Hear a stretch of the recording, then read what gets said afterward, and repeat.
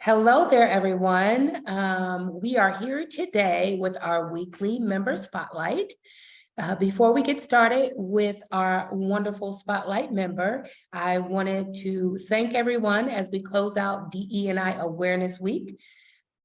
I want to thank everyone who joined us locally and nationally to support DE&I. It was a great turnout here on the local level and also on the national level.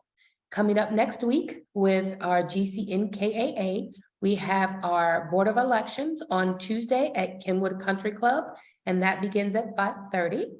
If you'd like any more information on that, you can go to the website or contact our association for more details.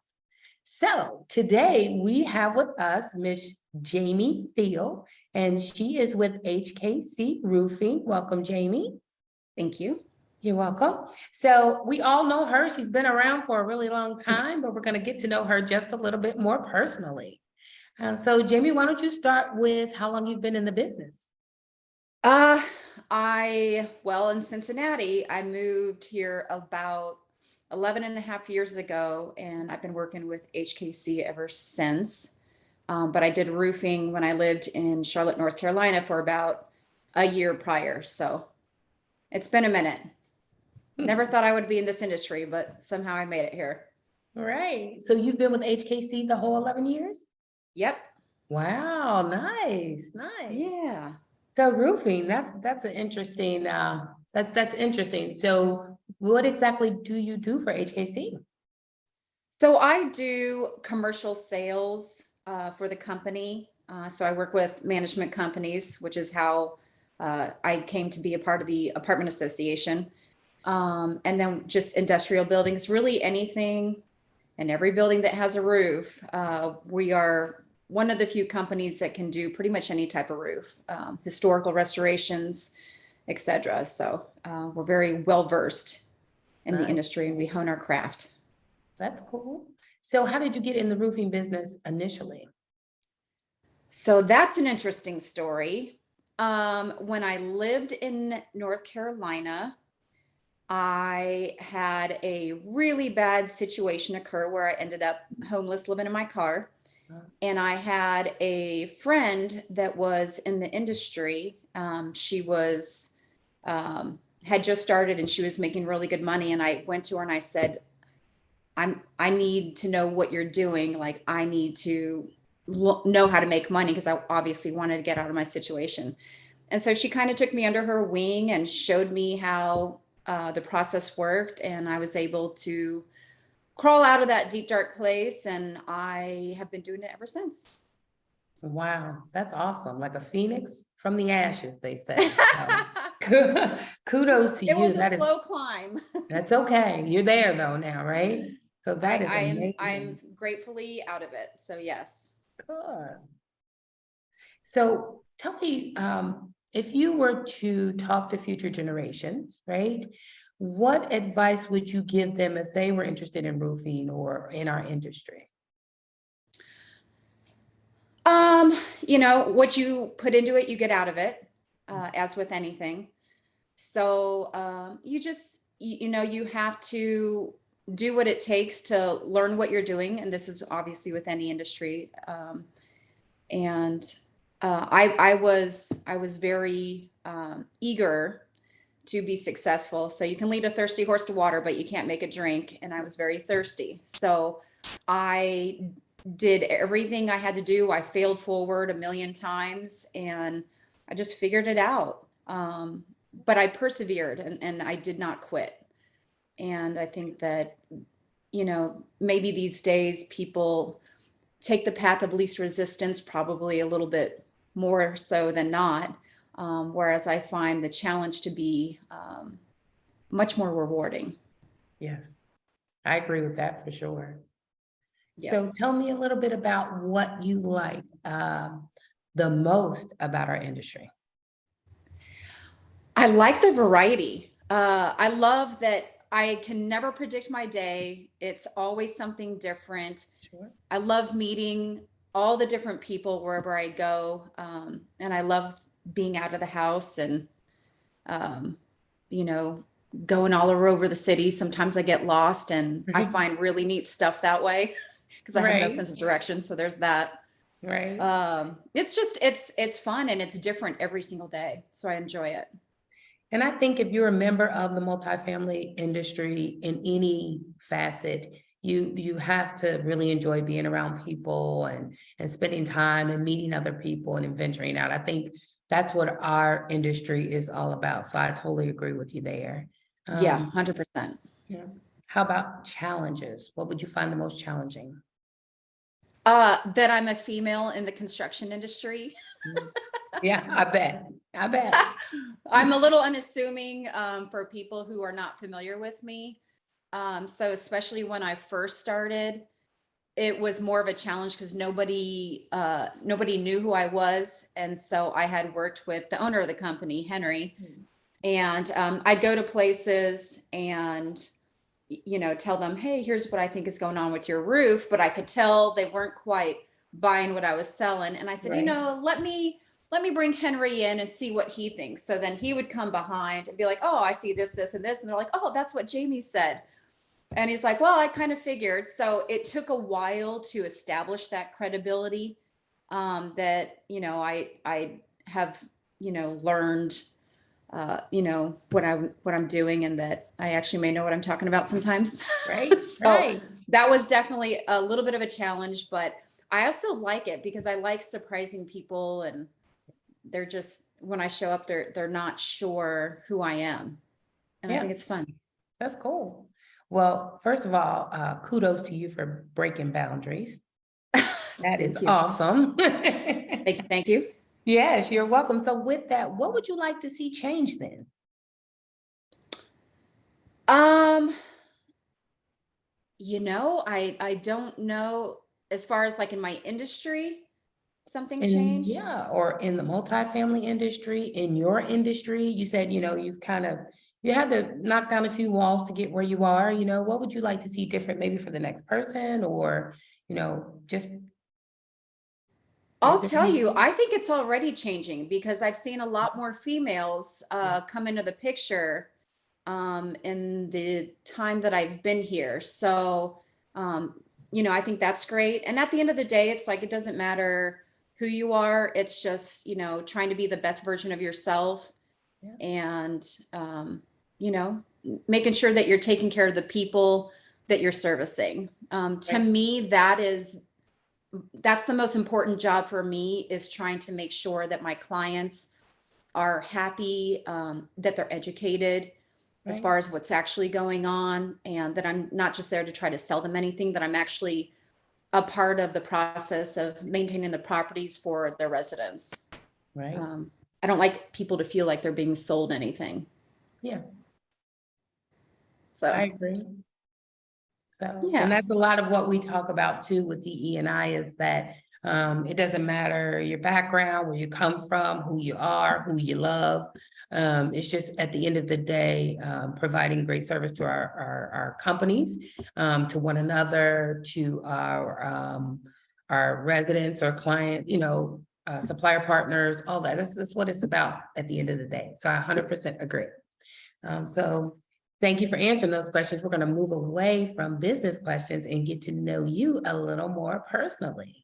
Yeah. So I have already asked you this, but why don't you let the people know about your pets? I have two boxers, Cooper Okay. and Layla. Aw. Cooper's 9 and Layla is a very energetic 2.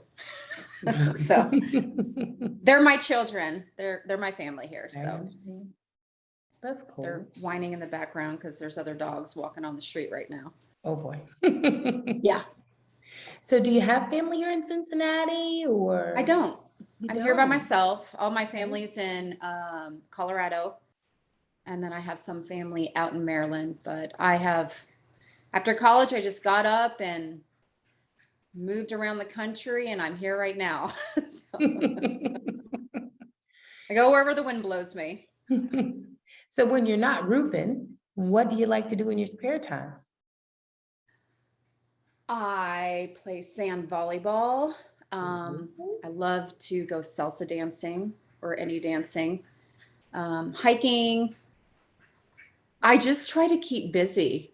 Yeah. That, I try to find like all the little events and festivals that are going on around town, and just go and explore and meet new people.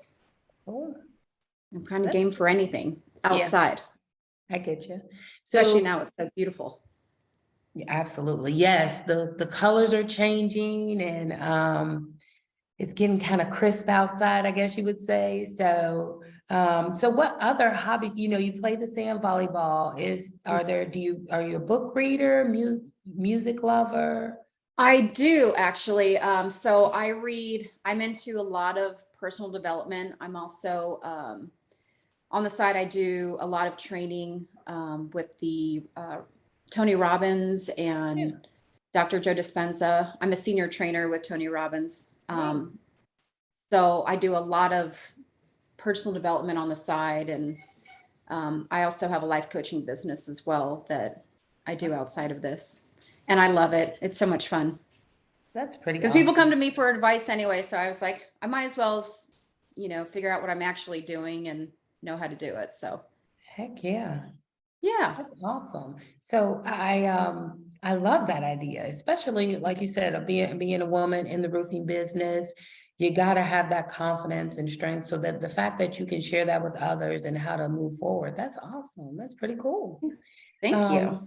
So when you do stay in the house, is there a favorite TV show you like to watch or series? I actually got rid of cable. Okay. And now if I have TV, I really love History Channel. Okay. But I have a very old house and there's always something to do. It's 111 years old. So Wow. lots of DIYs. Nice. Yeah. Yeah. Wow. So I like doing that, but 111. I try not to watch too much TV. And if I'm watching something, I'd rather it be like a documentary. Yeah. So do you happen to have maybe a favorite movie or documentary that you? Ooh. Okay. So probably my favorite comedy is My Cousin Vinny. Okay. That's one of my favorites. That's always like a go-to. It's a feel-good movie. It's funny. Yeah. I don't know. I have a million favorite movies. Yeah. I love Armageddon. I don't know why. Okay. Got like all the elements of like adventure, thrill, Yeah. comedy, the drama. It's got a little bit of everything. I don't know why I love it. Yeah. Yeah. My husband loves My Cousin Vinny too. We'll watch it every time it's on, cracks up like he's never seen it before, right? I know, right? It's a classic. It's timeless.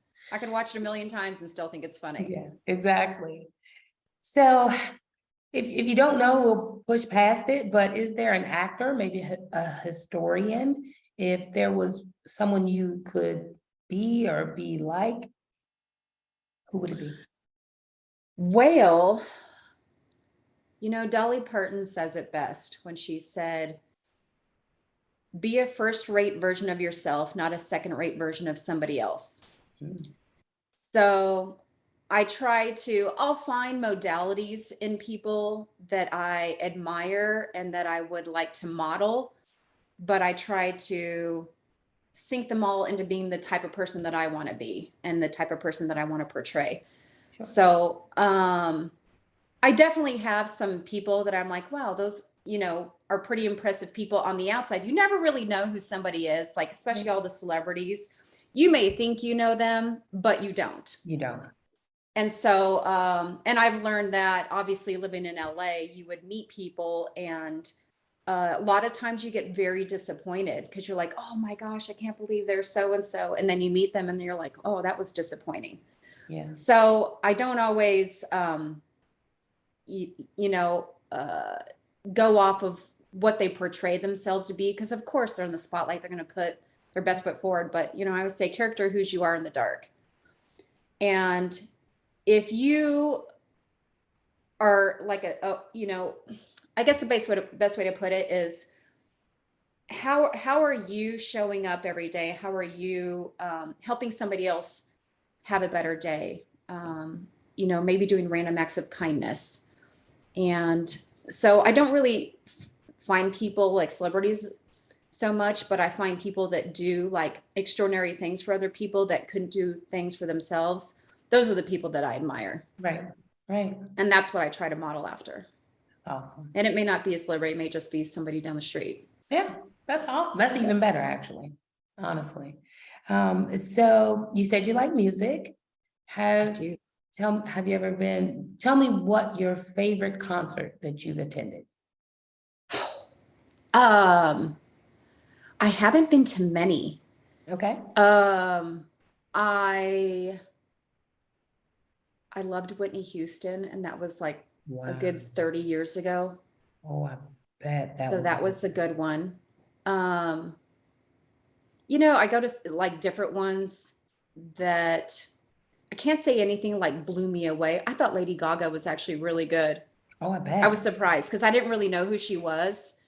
And then I went to her concert. I was like, oh my gosh, she has a really good voice. And now I have a lot more respect for her because I saw her in concert. Journey was cool. Yeah. I don't know. I have a very eclectic taste, so it's kind of, it covers the gamut of almost every type of music. Right. So I like it all. That's cool. I like Yeah. it. I bet Journey probably was pretty good. I'm not a huge Gaga fan either, but I keep hearing like you have to see her in concert and it's just like phenomenal. Right. Yeah. I was very surprised. Yeah. So, well, now that we're on the back end of COVID and we're traveling more, have you went on any really great trips? Anyone stand out that you really enjoyed? I went in 2021, in September. I went by myself to the Redwoods in California. And I went up to like Eureka, California, and I took like 3 days and just hiked all the state parks and through the Redwoods. And then I worked my way all the way down to LA over like a week. And it was the best trip ever, where just being at one with nature, I think, especially when we're so consumed with technology and we don't break away, we don't give ourselves a break because we have our leashes with us. Yes. That to be able to separate yourself and get back to nature is really, it's really rejuvenating. I don't think we take the time enough to do that. So that really stuck out to me. I felt just amazing afterwards. I bet. And I saw so many cool things I always wanted to see. Oh my goodness. So that was fun. Wow. You didn't encounter any bears or anything? No. So there was one hike I went on, and I remember thinking, I was like, I need to trust my instincts on this. Like, if I don't feel right, because I'm by myself. Yeah. And I had pepper spray with me. I had like this alarm where if you pull the pin on it, it makes the most piercing, obnoxious noise. So I went on this trail one time and I was like, I just didn't feel right. I felt like I was being watched. And I was like, okay, I need to listen, because I've not listened before and I wish I had listened. So I was like, okay, we're going to do a U-turn and just head straight on out. So, and then I never felt anything wrong. Like my first day I did 17 miles. Wow. And I just hiked every single day. And wow, that was the only time that I was like, oh, there might be a lion, or doubt a tiger, but maybe a bear. Right. So, well, I need to get with you. I knew probably 2 years into big time walking, like probably daily, 3 miles on a regular day. The most I've done is 6. However, I want to walk like a half marathon. I want to train to do that, right? I keep pushing myself and pushing myself to do more. So we might have to get together and you can maybe help me out. You know what's really good to do is I used to go, when I used to be able to run, I'd go to Lunkin, because once you start, you have to finish. It's a circle. It's 5.2 miles. You cannot not finish it. So once you start going and you pass the brink, you're like, okay, well, I have no choice but to finish. I have to get back to my car. Right. So it would force us to do 5.2. Awesome. Okay. Yes. So I have to try that. That's so cool. Yeah. Let me know. I'll go with you. Yeah. Okay. Because I feel like I always walk in the mornings, and it just, like you said, you're away from phones. You're just out there with nature, and you have time to just think and rejuvenate your day or start your day before you get into the rest of what the world has to offer, right? Yep. Awesome. Yeah, I think it's important. It's kind of my meditation before I get out. So I totally understand how you feel. So tell me this, is there something about you interesting, like an interesting fact or something maybe no one knows that you are willing to share with us? Oh boy. I'm kind of an open book. Okay. I'm kind of handy.